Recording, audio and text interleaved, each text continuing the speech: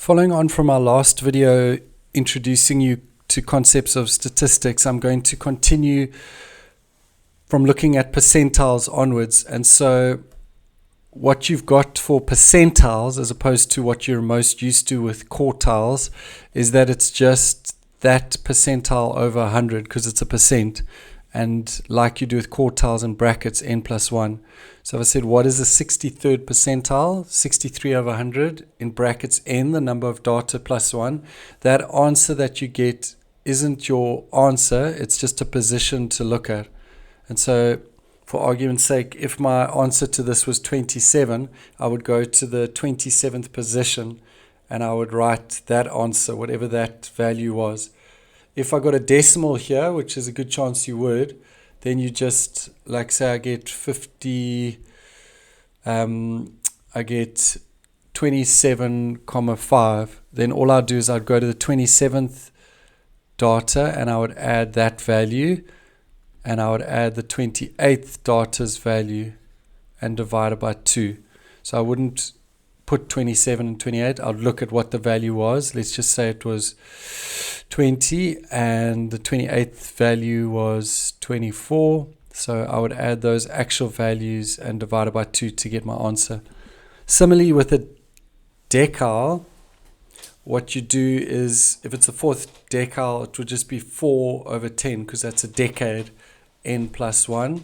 And again, that will give us a position, and we'll look to the actual term value and write that down. Interquartile range is just Q3 minus Q1, the upper quartile minus the lower quartile. Semi-interquartile range, like a semicircle, we just divide the interquartile range answer by 2. Estimated mean you'll normally have with grouped data, and so you'll need to know, this is quite a nice juicy one, you'll need to know to introduce a column just with the midpoint of the interval. You'd need to know to introduce a column for the midpoint times the frequency, and then you'll add that up, the midpoint times the frequency. You'll add that whole column to get a grand total, and you'll divide that by n, the total number, to get your mean. And your mean can be written like this. If you ever see that symbol, it means the mean. Range is just highest minus lowest. Outlier, often visually you can spot it. It's just the data that's super far away from the rest, and that kind of influences the data. And so say I'm teaching in a class and generally I'm working with the top set and most people are getting 70s, 80s, 90s, and there's someone who's getting 10, then if I work out the class average including the 10, it becomes quite biased and skewed because it'll be so much lower and everyone will think that they're a legend.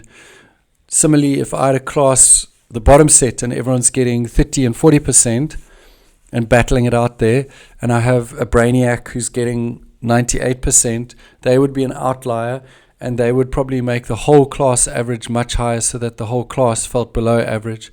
And so in reality, you might take an outlier out, move them up a set, down a set, so that you have something more consistent. And so how you work out whether mathematically whether you got outliers is this little bizarre formula. So you'll know it's an outlier if it's smaller than the lower quartile minus 1.5 times the interquartile range, or if you have a value that's bigger than the upper quartile plus 1.5 times interquartile range. I hope that you found that helpful. If you did, please like this video, subscribe to our channel, and share this with your friends. Thanks.